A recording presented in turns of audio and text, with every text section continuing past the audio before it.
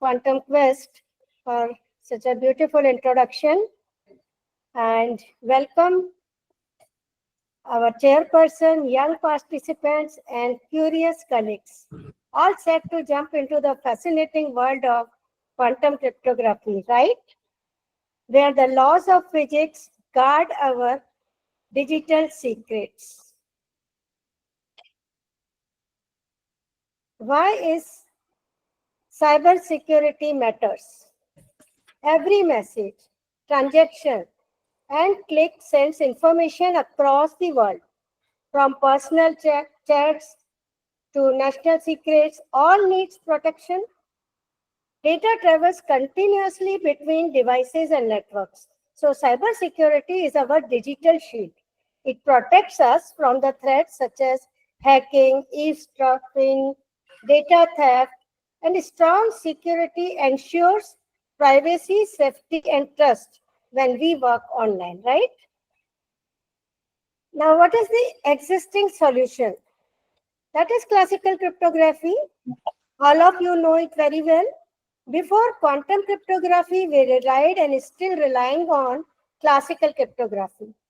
It uses hard mathematical problems to lock our data.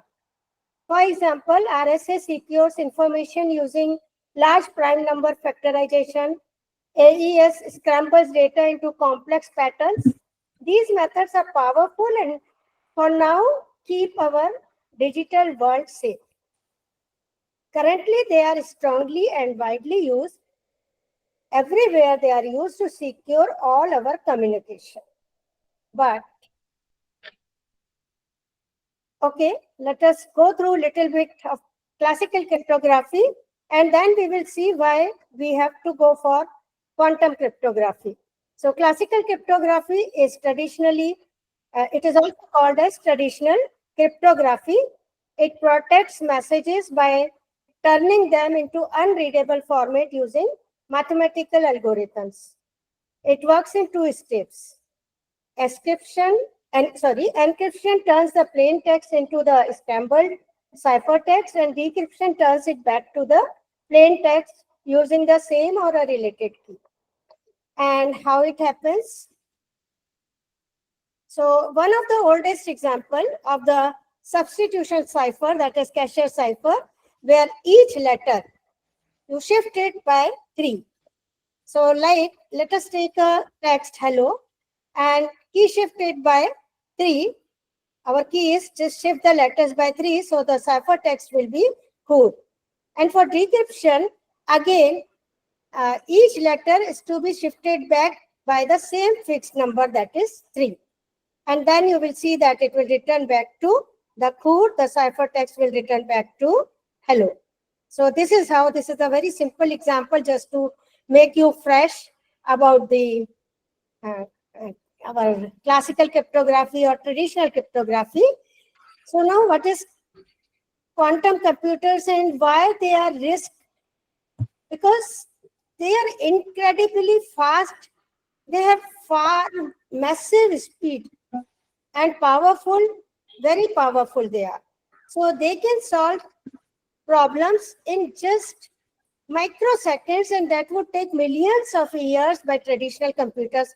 Yesterday you have seen that the source algorithm, which could solve the sorting problem in just few seconds, that could have taken millions of years by the our classical computers to decode it, to solve it. So this means that this speed is a threat to the classical cryptography, especially the algorithms like RSA. A strong quantum algorithm can crack these codes easily, making them totally useless. So this poses a serious risk. Classical encryption method may become obsolete in the quantum era, and we can't deny this statement, believe me. That's where the quantum cryptography steps in to keep our data safe. Now, quantum cryptography, basically, it uses the laws of quantum physics. Now, you are very well acquainted with it to protect the communication Unlike classical methods, it does not depend on complex mathematical problems. Its security comes from nature itself. The best part is that it offers unconditional security. Any attempt to by the eavesdrop or disturbs that would disturb the quantum states, and these disturbances can be instantly detected. So that is the optimum advantage of going for quantum cryptography, because they are unbreakable. They cannot get disrupted because of the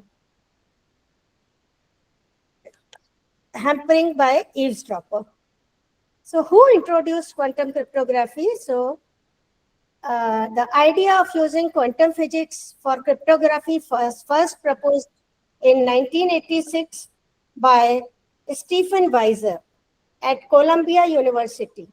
He wrote a paper on conjugate coding, an early form of quantum money and secure communication. And at that time, the idea was far ahead of this era in which we are living. And his paper was unfortunately rejected. So earlier it was rejected. And then years later, it was published in, again, the who rejected it once upon IEEE Transactions on Information Theory.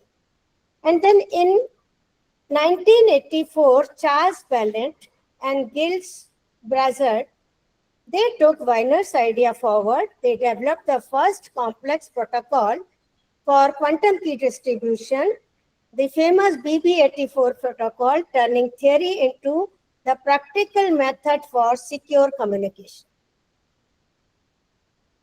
Quantum cryptography entered in the spotlight in 1980s with BB84 protocol. In this protocol team, Charles H. Bennett, he was a physicist working at IBM Research USA, and Gilles Brassard was a computer scientist, University of Montreal, University, Canada. And it was truly a joint invention. Bennett and Brassard developed BB84 in 1984, building on earlier quantum cryptography ideas from Stephen Weiser. Bennett contributed deep physics and quantum theory insight, while Brassard brought in the computer science, cryptography, and protocol design expertise. So BB84 was born from the synergy of physics and computer science. Neither could have done it alone, believe me. So BB84 was born from the synergy of physics and computer science. And being a physicist and computer scientist, I enjoy it most. BB84 introduced a completely new way of protecting data, one that even future computers cannot easily break. BB84 protocol. Now, what is unique about it? How do they make use of our bits, which we call as qubits in quantum computers? They are using photons to transmit data over fiber optic cable. A single photon. Now, what is a single photon? Single photon is the smallest possible packet of light, an electromagnetic wave that can vibrate in different directions as it travels. Either I should say in all possible directions. And then the question might arise in everyone's mind that how a single photon is generated. So we can drive a single photon or single atom with a laser, exciting it to higher energy level, and when it relaxes back down, it emits exactly one photon. And the another way is using quantum dots, tiny semiconductor structures that can release single photons on demand. So this way we can get a single photon. And now I will just, first of all, I will will try to cover all the concepts which we are going to use, so that when we jump to BB84 protocol in as a whole, that how it works, we will not get interrupted with the thoughts that what is this and what is that. So all basic concepts which we are going to use there will cover earlier to that. So the polarization, what is polarization? The direction, polarization of light, it refers to the direction in which the electric field of the light vibrates. Photons can be polarized in specific directions. So that is the beauty, that they can be polarized in one particular direction. So you can polarize them in horizontal direction, vertical direction, diagonal, or any angle in between. So this is one thing. And the single photon can serve as a qubit because we can prepare it in a chosen polarization direction. So when this photon will become will be prepared in a chosen like horizontal or vertical, then it will very effectively it will represent a qubit. So because it is carrying the information, and qubit also carries information, and for not for computer scientists or for physicists at least, I must recall that our computer understands nothing but 0 and 1. It may be qubit, it may be bit, whatever it may be, but it understands the language of 0 and 1. So we will have to represent this horizontal and vertical polarized photons as 0 and 1, and diagonal, anti-diagonal, whatever, we will represent them, and we will also see how do we represent them. Okay. So now a polarization filter, which is also known as polarizer, it is an optical device. How will we achieve polarization? So let us see that first. So with the help of polarization filter, we can do that. That is also called as a polarizer, which is optical device that only lets the light waves within the specific polarization pass through, blocking all others. So it will only allow horizontal direction to pass on, and all others, the polarizer will restrict all the other directions not to pass through it. So in BB84, the protons are polarized by passing them through such filters. Now this protocol BB84, it uses 4 polarization states. 4 polarization states written there: horizontal, which is considered as 0, vertical 90 degrees, and this is rectilinear basis, and another diagonal basis also have been taken. So diagonal basis will take plus 45 and minus 45, or plus 45 and 135. If you don't want to use minus, then you can say 135 degrees. So it uses 4 polarization states, and we will come to that point also, that why does it use 4 polarization states when 2 are sufficient? Because out of 2, you can always represent one as 0 and another as 1. Then your problem is solved, but not solved because we are in qubit world. So let's see how do they manage, what do they manage with this diagonal basis. Now representation of polarized state. So about which I was just talking, horizontal and vertical orientations, they are linear polarization states, and so are diagonal. Minus 45, plus 45, they are also linear polarization. They do not go for elliptical. So thus we can use 0, one as 0, another as 1, problem solved. So the 2 states of rectilinear polarization, horizontal and vertical, they are also represented by cat H, cat V, or we consider that cat H, let it be represented by cat 0, and V, let it be represented by 1 on z-axis. Now there is another basis, that is diagonal basis, and in diagonal basis again there are 2 states, but we cannot go for any other number than 1 and 0 because our machine will understand 0 and 1 only. So this diagonal and anti-diagonal, they are represented as cat B and cat A, also as, or sometimes they are also represented as cat plus, cat minus. Cat plus is 45 degrees, cat minus is minus 45 degrees. Along the x-axis, this is 45 plus and this is minus 45. So that is 1 and 0. So plus 45, we are representing it as 1, and another is as 0, and vice versa. You can even go other way around. But in most of the research, we have taken D as a positive one. That is 1. Now, here in this diagram, you can see that there is a definite state and there is a superposition state, how they are achieved. So, the rectilinear basis HV, that is horizontal 0, vertical 1, and these are definite states in this basis. So, no superposition. You know, a qubit can have 0, it can have either 0 or 1 or superposition state.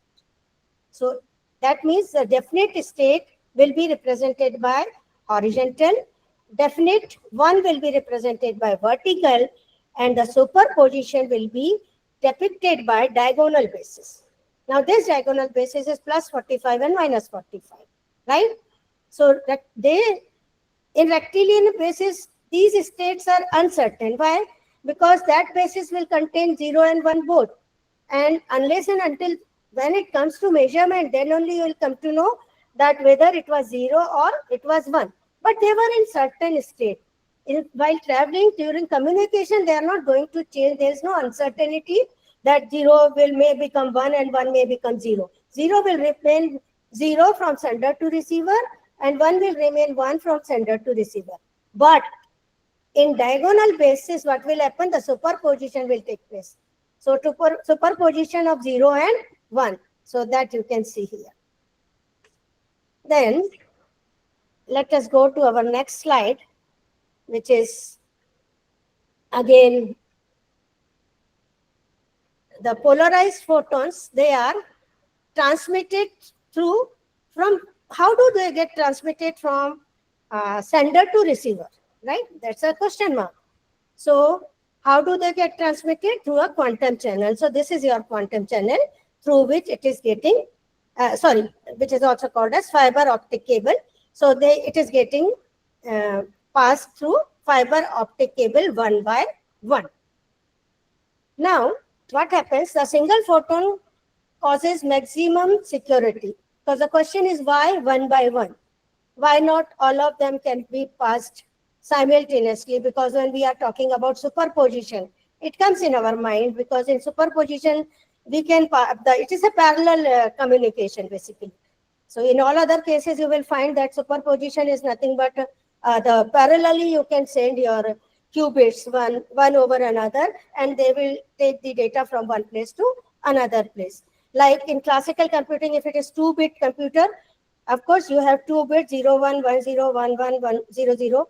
So these 4 bits, this is set of 4 bits, they will go 1 by 1, 0, 0, then 0, 1, then 1, 0, then 1, 1, one after another. But in qubit, what will happen? They will superimpose each other.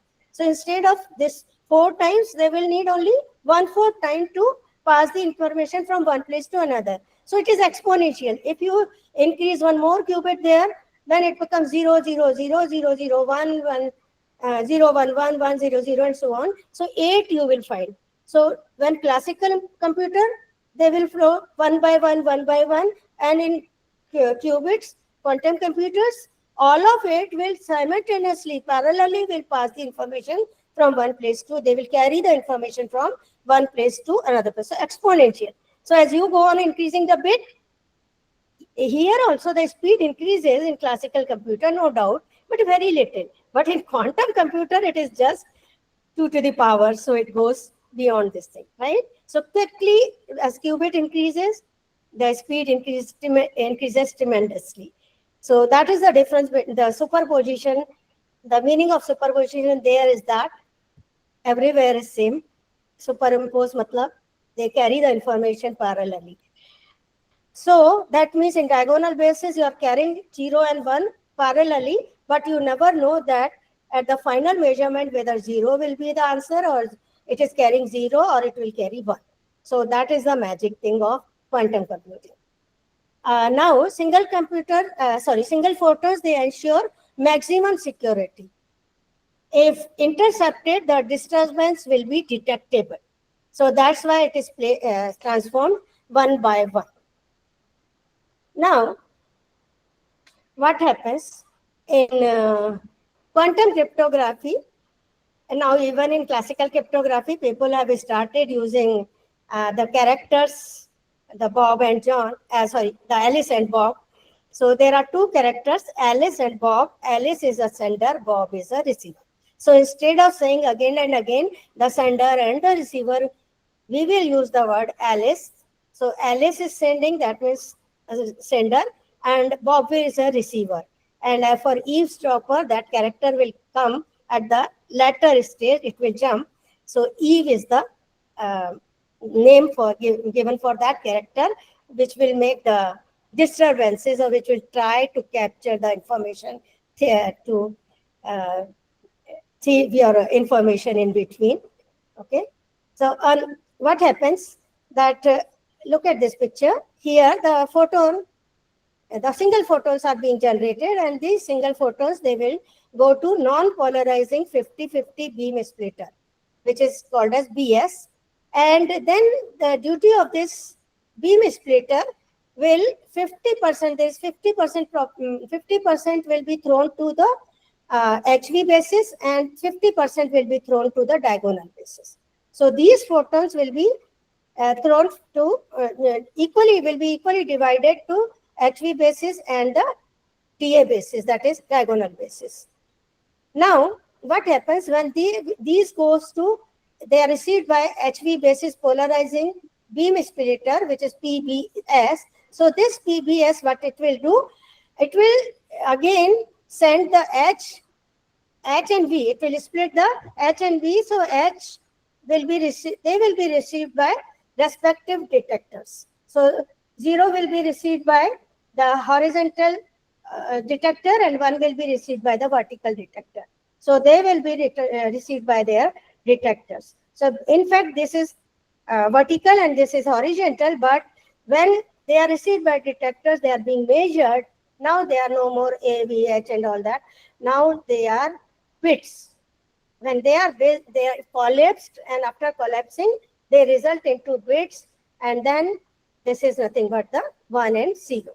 And same happens here with the diagonal polarizing beam splitter, that is 45 degrees basis polarization beam splitter. It will also take, and it will throw the plus 45 and minus 45 to their respective detectors, and again they will measure it, and it depends whether 0 has come or 1 has come. Okay, so there are 4 detectors in all for receiving the 4. So 2 of them will remain empty at a time. Now Bob measures each photon in randomly chosen basis. See, now this is all about the how the measurement will be done. Okay. Now, first of all, let me make it very clear that the 50-50 BS decides which basis is to be used. And what does PBS decide? PBS plus detector. They record that which bit value was received, whether 0 or 1. So this is the function of PBS and detector combined. And 50-50 BS will simply decide that which basis is to be used. So it will randomly throw 50%, it will throw for this rectilinear basis, and the 50% will be going for diagonal basis. Now, classical communication, the Bob measures, so Bob has measured each photon in randomly chosen basis. You know it now very well, rectilinear or diagonal. He has not decided that first will be rectilinear, second will be diagonal, or first 5 will be rectilinear. No, randomly as the beam splitter was throwing it, he has received it. So it was totally random, he doesn't know anything. The rectilinear basis is also called as computational basis, and polarization angles, you know, horizontal is 0 and vertical is 90. Then diagonal basis is also called as Hadamard basis, and polarization angles are 45 and 135 degrees. Now, they will communicate openly, that means over a public channel, but authenticated like through mail or through phone, and Bob will tell Alice that which basis he used. Alice will compare only basis, not the value, the measurement. 0, 1 nahi batayega, only the basis. So whether he has used rectilinear or diagonal. So he will keep on saying that it was rectilinear, then he received diagonal, whatever.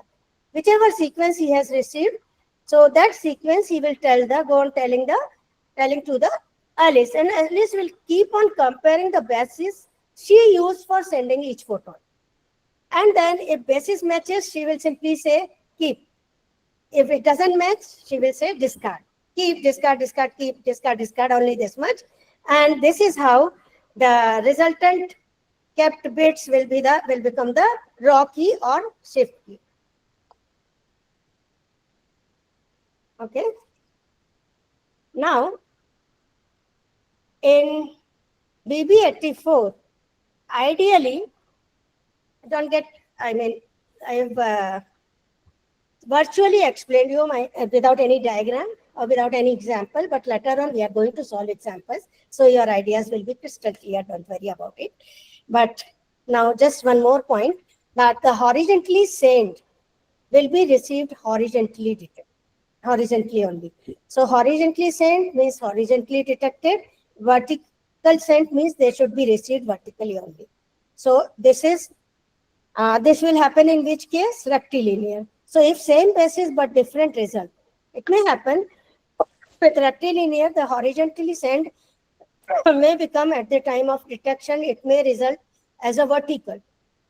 So this is marked as an error.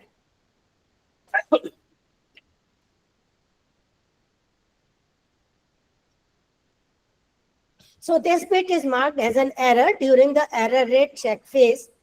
And why this could happen? Because of the noise in the quantum channel, fiber loss, scattering, or misalignment may be there. Then imperfect detectors may be there, limited efficiency, dark counts, and eavesdropping. So eaves wrong basis measurement disturbs the state. So many a times it is eavesdropping. So if it disturbs the state changes, whatever is received, it will be just a miscellaneous thing. The error in same basis measurement do not immediately destroy the key. So because it is very costly to throw each and every qubit. So that is not possible. So errors in same basis measurement do not immediately destroy the key, but they signal noise for or eavesdropping. So low error rate can be corrected. So there is a huge error, then it cannot be corrected. There is no other choice. The whole exchange will be discarded. But if there is a less errors are there, then they can be corrected. Now how? Corrected, fine, but how? So this is handled during error. This is handled during error rate estimation phase. Now basis telling. So in basis telling,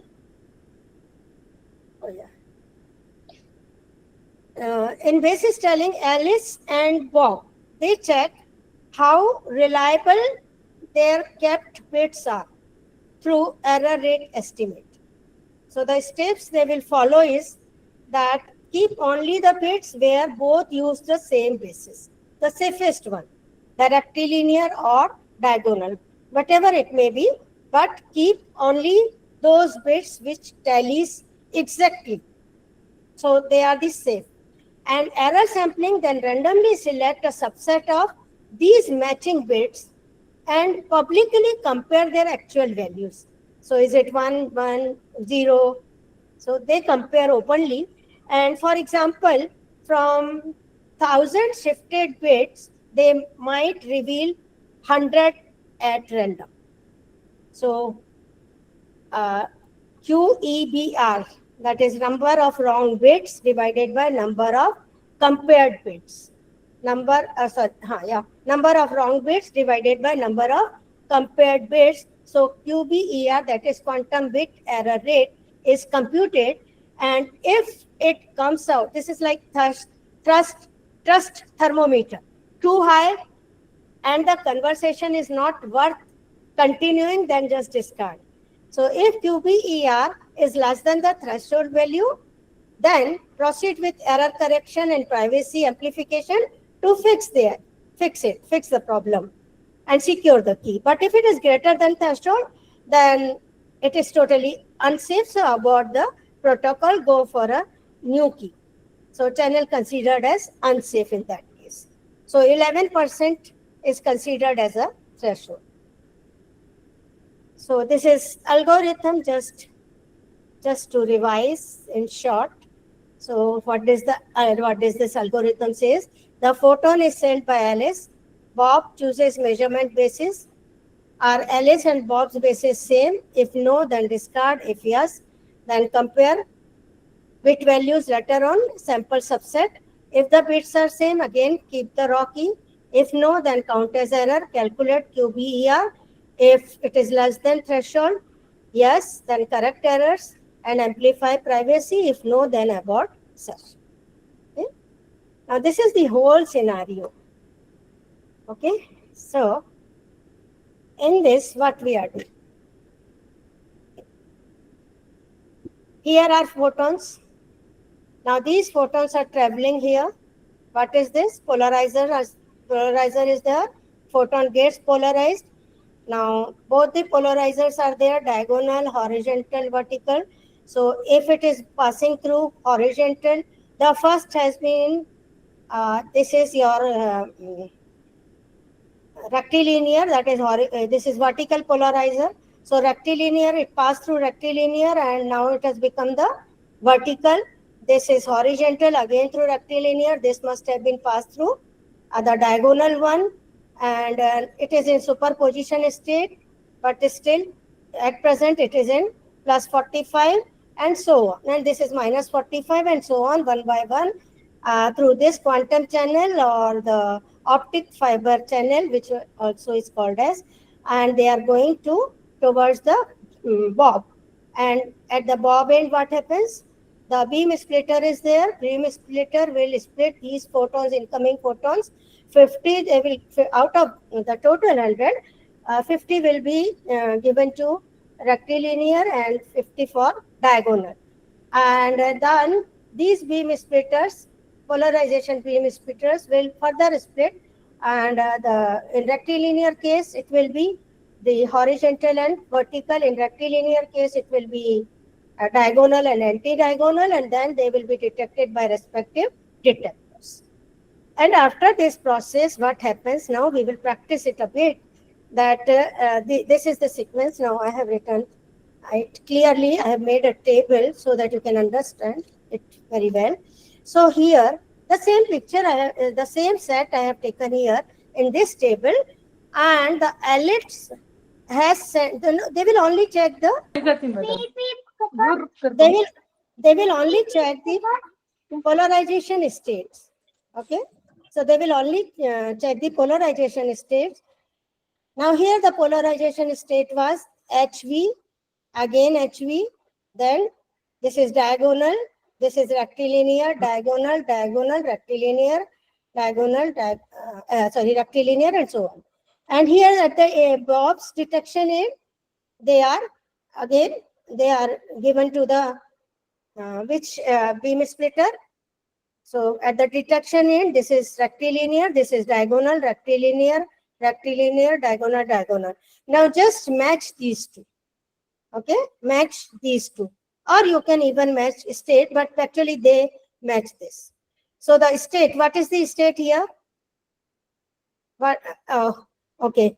Yeah, not unmute. So I will tell this state is, the state is vertical, and here it is rectilinear. So vertical, this is tiling, so one will be here. It will be retained. Then this is horizontal. This is horizontal, but this is it horizontal?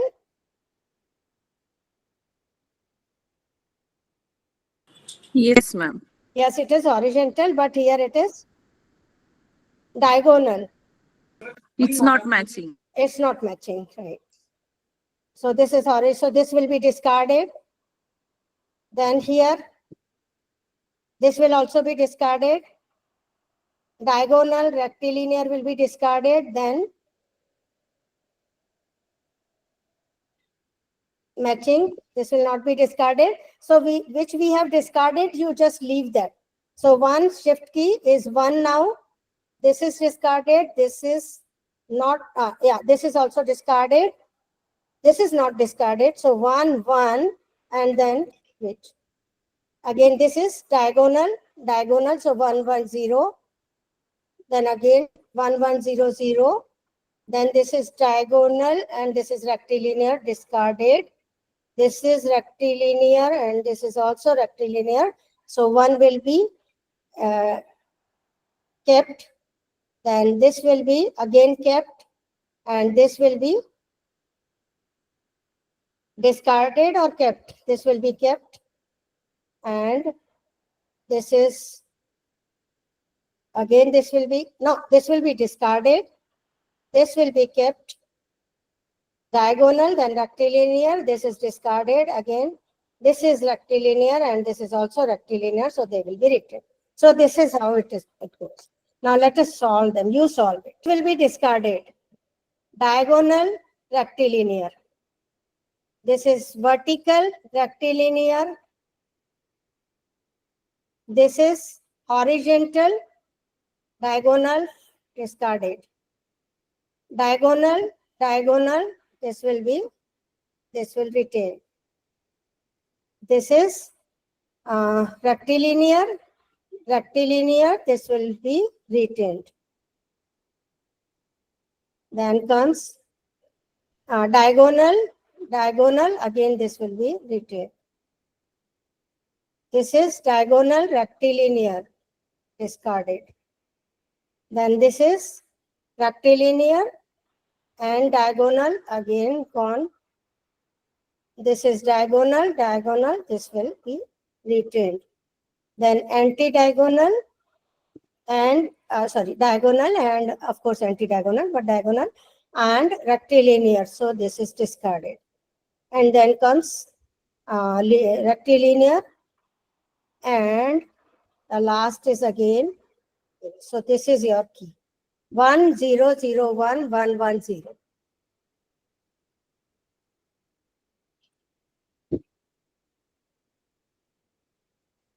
Did you get this answer? Yes, ma'am. Okay. Now in this, again one more example to make it more clear. Alice sends randomly polarized photons 0, 45, 90, 135 to Bob. So they are being sent one after another. Bob randomly measures in the straight or diagonal base. So straight is nothing but rectilinear. So first is measured by, this one is measured by rectilinear, then rectilinear, then diagonal, diagonal, rectilinear, and so on. Bob keeps his result secret. So this is his result. Now Bob publicly tells his measurement base is not the result. And Alice publicly tells him that if he chose the right base. So she says right base was chosen for this. If this is the first, actually this should be the first, but let us consider this as first. So if this is the first, then yes, first is right. Right base is chosen. Second, no.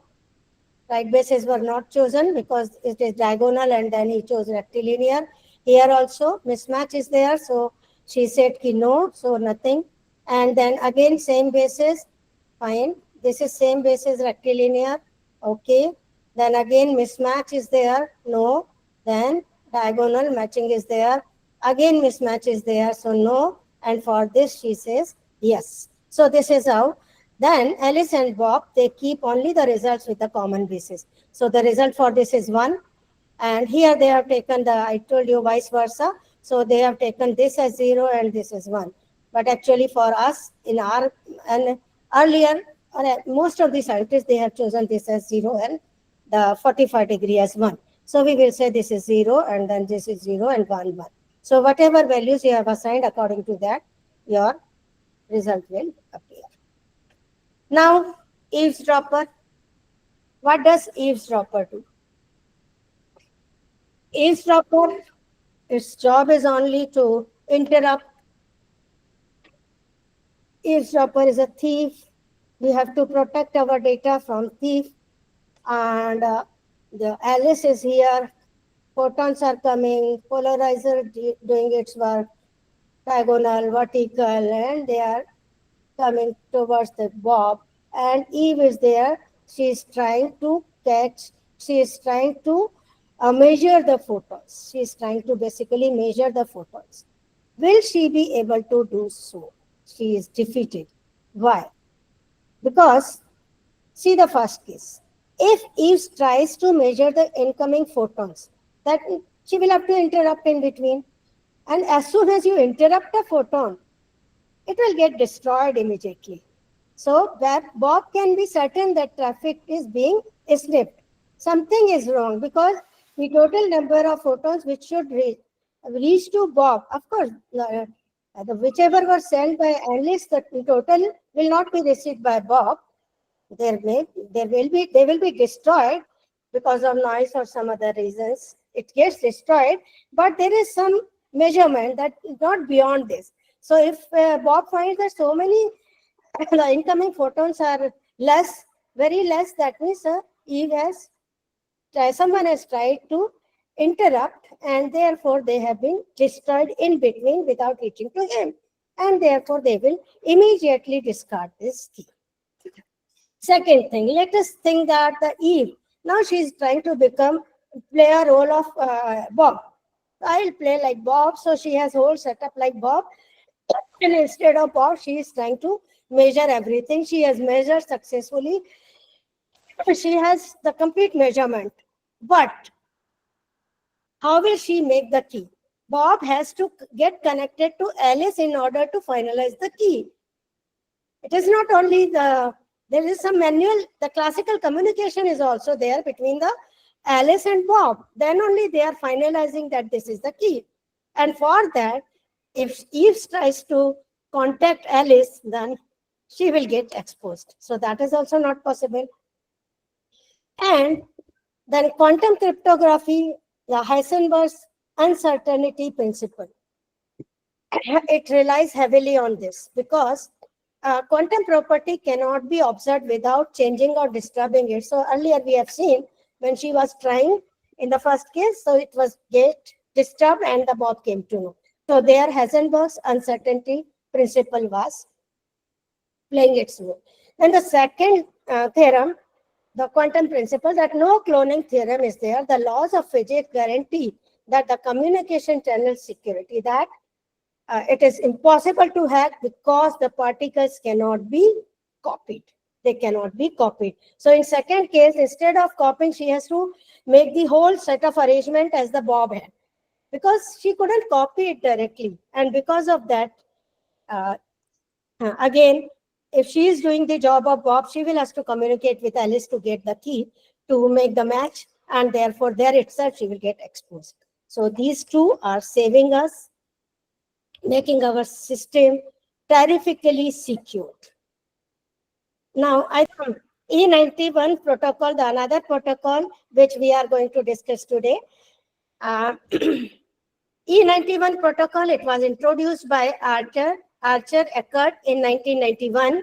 Its goal is same as BB84, to allow Alice and Bob to share a secret encrypted key to allow them, and for this it used entangled photon instead of individually prepared photon. There single photons were prepared. Here they are using entangled photons. So the methodology is totally different, but the basic concepts are same.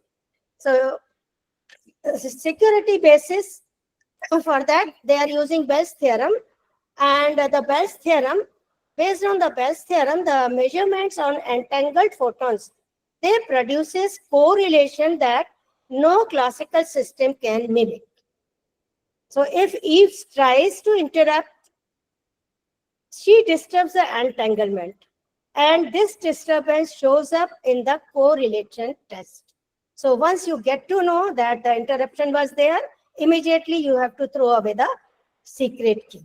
So the key advantage is that even if Eve has unlimited computing power, she cannot learn the key without being detected. She will get detected for sure, and this is the advantage. The E91 protocol gives us that level of security, because the security is coming from the laws of quantum physics and not from the complexity of math problem. So whatever computational power she has, but even then she cannot crack the key in E91 protocol. So he is Ekert. Now Bell's theorem. Actually, why Bell's theorem? We should understand this, try to understand that why we are talking so much about Bell's theorem, because here are two phenomena. One is Bell's theorem and another is entanglement. Entanglement you have understood very well, but even now I am going to revise it. It's very, but now at least at this stage it is easy to grasp. Now Bell's theorem and E91 QKD. So what John Bell did. In 1964, John Bell wanted to settle a debate. Is quantum entanglement real, or can it be explained by hidden classical rules? So that is spooky action and all that. So after that, they were trying to find some classical link, some classical rule which can be applied to justify the entanglement. And to settle this debate, what he did, that he proved a mathematical rule, that is the Bell inequality, that all classical system must do. So why? Okay, fine, they did it, but why it matters in E91? Being computer scientists, we have to look in our area. Why it matters in E91 QKD? So in E91, what happens? Aleb and Bob, both of them use entangled photon pairs to make secret key. So if in eavesdropper Eve tampers with the photon, the entanglement is broken. Right? So if you try to measure the photon, the entanglement is broken. And to check this, now how will you confirm that entanglement is broken? Here the thing is different. They have hampered, but because of hampering, entanglement has been broken. But how to justify that it has been broken? So to check this, they perform a Bell test. Bell test means what they do, they measure photons at different angles. And then they calculate a value called S from CHSH. Now CHSH, these are the names of the all the scientists, all the authors who worked with him. So CH is John Clauser, is C, and H is Horney, S is Shimoni, yeah, and H is Holt. Yes, so it is that. So from this Bell's inequality, they compute the value of S, and if S is greater than 2, then the entanglement is intact. No need to worry, channel is totally secure. But if it is less than or equal to 2, then entanglement is lost, and possibility of eavesdropping is there, and here's the abort. So Bell's test is a quantum proof check. Passing it means that photons are still in quantum link and the channel is totally safe. Now, how the key is generated in E91. We have seen how key is generated in BB84, and now it is not very complicated in E91. The process is very simple. And here, what happens that a high energy pump photon is directed. This is directed into, and it causes pumping. It pumps photon to split into two lower energy photons, and they are called as signal and ideal photons. So it is splitted into two photons. So these two photons are entangled, means their properties are correlated even when they are separated. They can be separated far apart from each other, but they will remain correlated for that particular property. So becoming linked.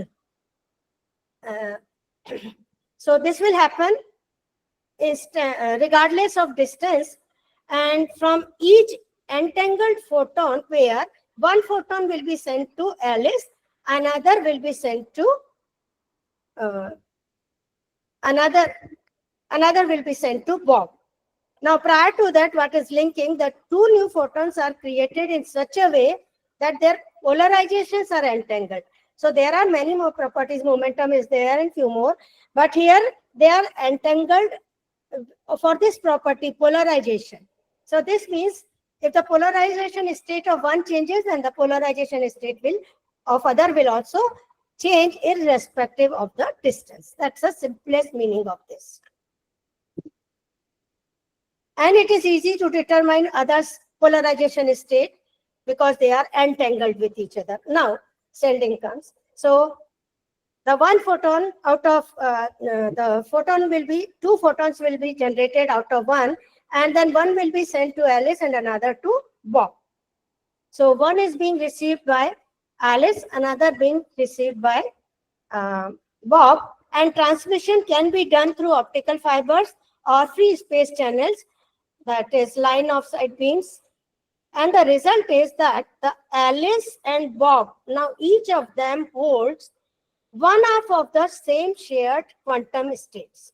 Their shared state can be used to generate secure encryption key, and how that we will see now.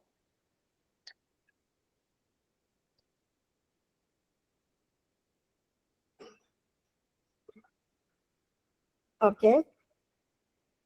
Now for simplicity, let us take 10 photon pairs.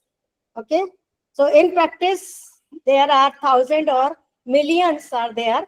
We will simply take 10 just to understand that how the E91, in E91 protocol, how the secret key is created. So random measurement choice for each chosen measurement angles, we call it as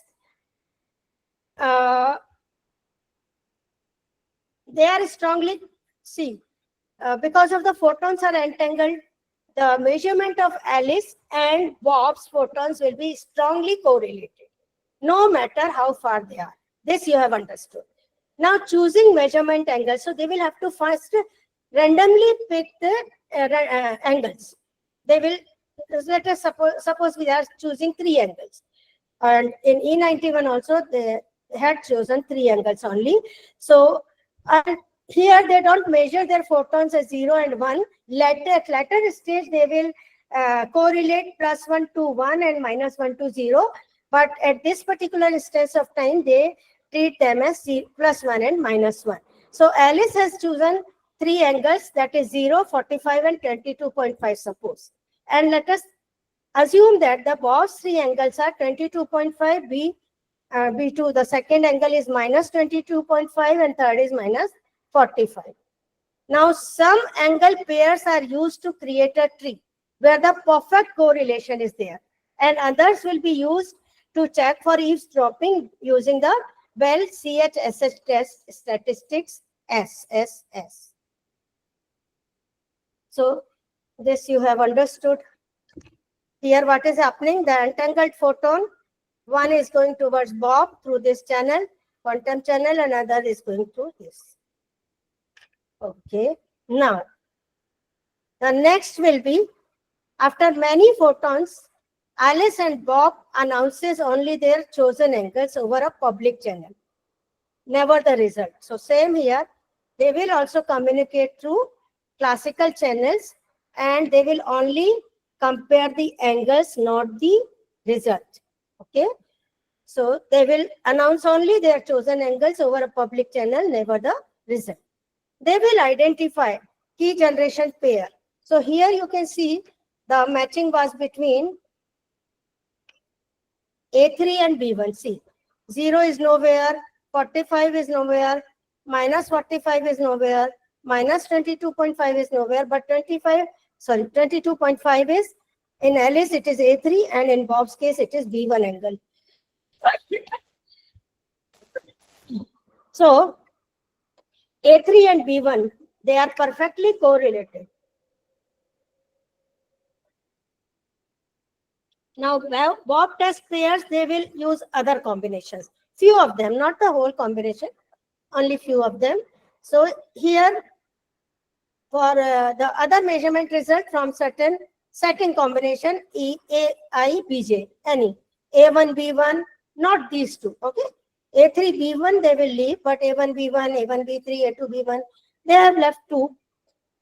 There's a few of them they will choose. And then if S1 is greater than 2, it will violate the Bell's inequality.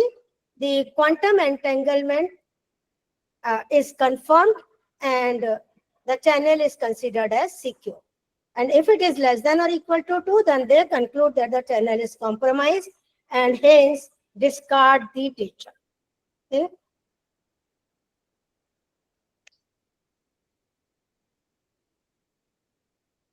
Now, raw key creation from key generation pair, Alice and Bob will assign 0 and 1 to their result. So plus 1 is assigned here as 0 and minus 1 as 1. Okay. So now the pair, see this table. Okay. So we have taken 10 samples. Now we are solving it. 10 samples, and these were the Alice angles. These are the Bob's angles. Alice's result is this, Bob's result is this. Now, which will make the key? This is 22.5, 22.5. So this will make the key. Plus 1 will result in 0. Then no, yes. 22.5, 22.5. So this key.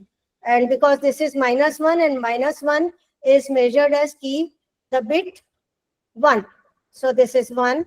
Again 0, 45, 45 this. Again 22.5 is there and it is measured as plus 1. So 0. And then here again no mismatch. Mismatched angles. No, this is matching. 22.5, 22.5 and minus 1. Then key. So this is minus 1. So it will result in 1. And again there is a mismatch. So the final key is the pair 1, then 4, then 7, and then 9. So in our case, it is 1, 4, 7, 9, that is 0, 1, 0, 1. So these bits form the raw key, the final secret key. So openly through this classical channel, they will compare this angles. So with this, our E91 is over. One thing before jumping over to that, then very next, the last section of this particular session, the entanglement is no longer just a quantum curiosity. It is a working tool for the future of secure communication. Believe me, accept it. While the phenomena still puzzles physicists, it has moved from the realms of theory into the real world application. Because now in India it has happened. So we must accept it that it is a reality. What once was confined to thought experiments is now tested and proven in practical conditions. India has joined the front line of this transformation, with DRDO and IIT Delhi successfully demonstrating entanglement-based secure communication, making a leap from laboratory trials to operational deployment. Unlike classical cryptography, whose security rests on complex mathematics, this technology derives its protection from the very laws of quantum mechanics, making eavesdropping instantly detectable.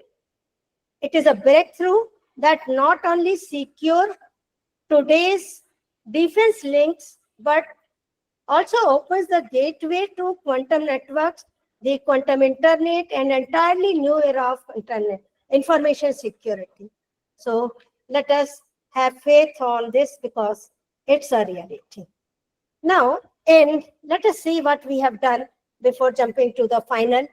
That in February 2022, India took a decisive step towards quantum secure communication in Defense Research and Development Organization, DRDO, in collaboration with New Delhi, successfully demonstrated a 100-kilometer quantum key distribution link between the Vindhyachal and Prayagraj. These are the fellows who were in the team. And what makes this achievement remarkable is that it was established over commercial grade optical fiber. So India does wonders in this area. The same kind used in everyday telecom networks. And this proved that the quantum cryptography can be layered on the top of existing infrastructure without the need for specialized cables.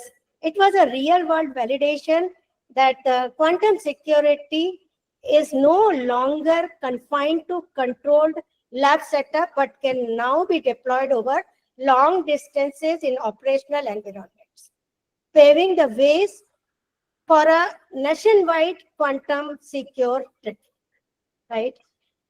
And then the second milestone came, that is in November 2024, the India's quantum research entered into the exciting new phase under DIA COE, Defense Innovation Accelerator Center of Excellence program. Scientists conducted intra-campus tests and pushed entangled-based QKD closer to the operational readiness.